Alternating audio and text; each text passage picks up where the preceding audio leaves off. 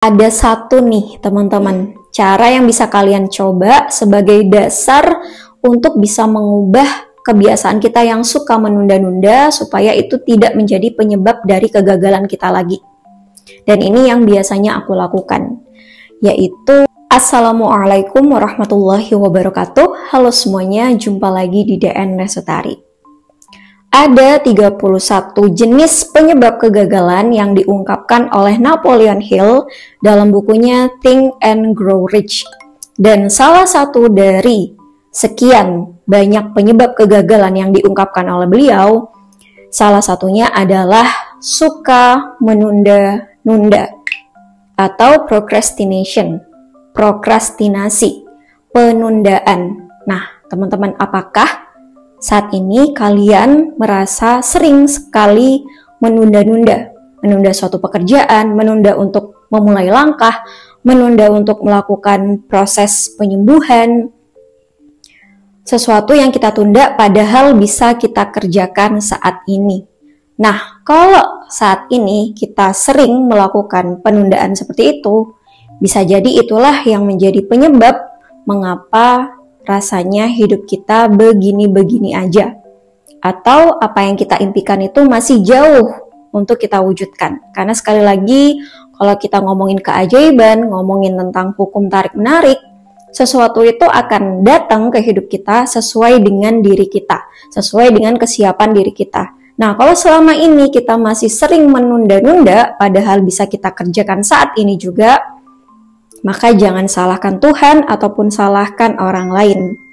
Bisa jadi memang kitalah yang menjadi penyebab dari kegagalan kita sendiri.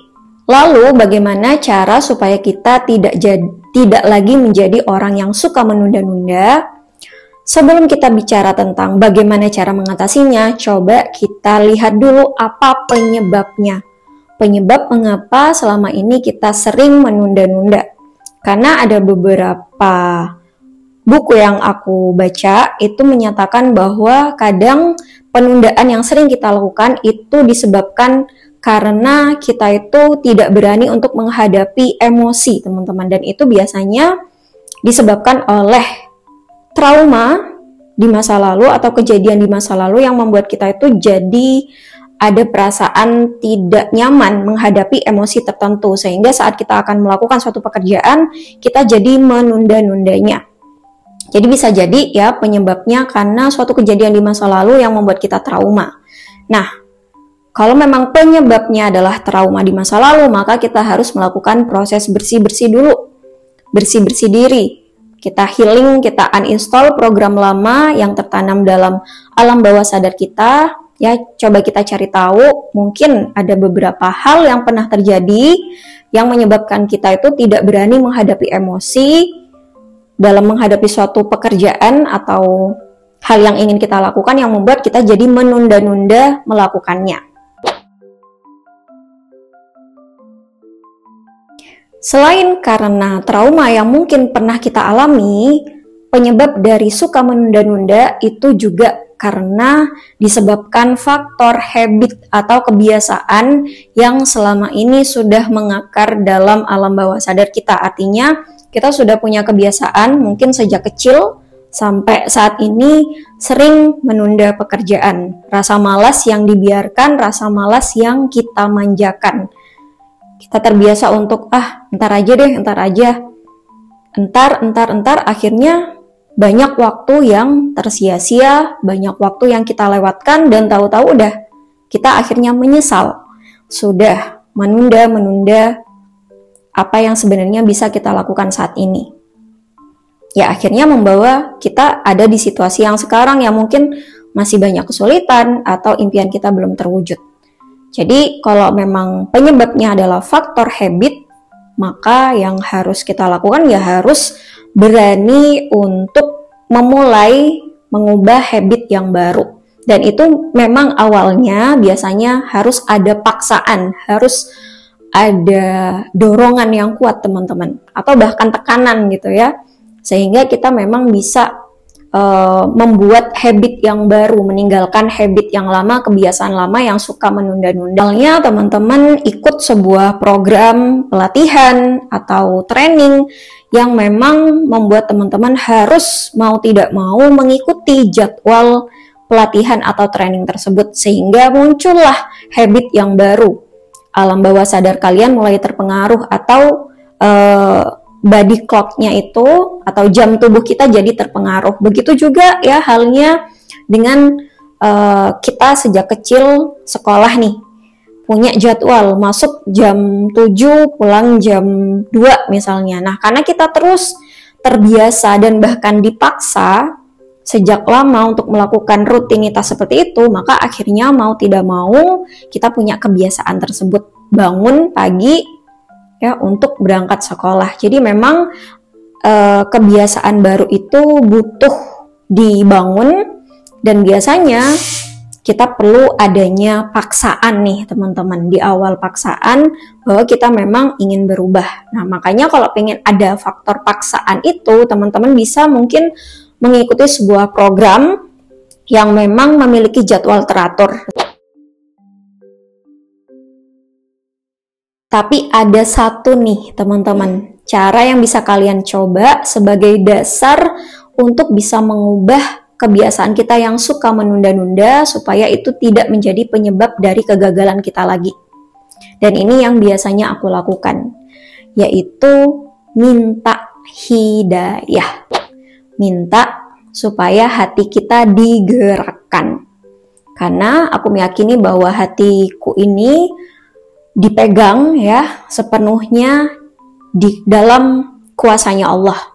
Hati kita mudah terbolak-balik, dan Allah yang bisa membolak-balikkan hati kita. Maka supaya hati kita terbalik, kita punya ada rasa gerakan hati untuk berubah supaya tidak menunda-nunda lagi. Kita butuh yang namanya kuasa Allah melalui hidayahnya, melalui rahmat atau karunia-Nya. Jadi cara mendasar yang aku gunakan supaya tidak lagi menunda-nunda itu adalah minta hidayah kepada Allah. Jadi berdoa, ya Allah, tolong gerakan hati saya, tolong beri saya hidayah, tolong beri saya rahmat, tolong beri saya petunjuk, karunia, supaya saya tidak begini-begini terus, supaya saya tidak menunda-nunda terus. Jadi kan kadang kita tuh sadar ya bahwa ini nih perasaan males, ini nih perasaan menunda-nunda yang seharusnya tidak kita lakukan. Tapi kok kenapa kita masih sering menuruti rasa malas tersebut? Makanya kita butuh sebuah hidayah, sebuah rahmat, supaya hati kita tergerak. Dan siapa yang bisa memberikan kita hidayah dan rahmat itu? Tentu saja yang menguasai hati kita. Jadi caranya teman-teman bisa berdoa. Doanya pakai bahasa Indonesia aja biar mudah. Jadi kalau saat ini kalian ada perasaan menunda-nunda, langsung aja saat itu langsung teman-teman berdoa. Ya Allah, saya tahu hal ini tidak baik untuk saya. Penundaan seperti ini tidak bagus untuk saya, tidak bagus untuk perkembangan hidup saya. Jadi tolong beri saya hidayah, beri saya petunjuk, rahmat, karunia, supaya hati saya tergerak dan tidak lagi malas, tidak lagi menunda-nunda seperti ini. Insya Allah ini tuh works banget. Silakan nanti teman-teman coba. Dari pengalaman yang aku alami, setiap kali aku ada rasa malas atau penundaan yang berlebih, aku selalu minta terus hidayah itu kepada Allah. Minta hidayah, minta petunjuk, minta rahmat, karunia, supaya hati kita tergerak.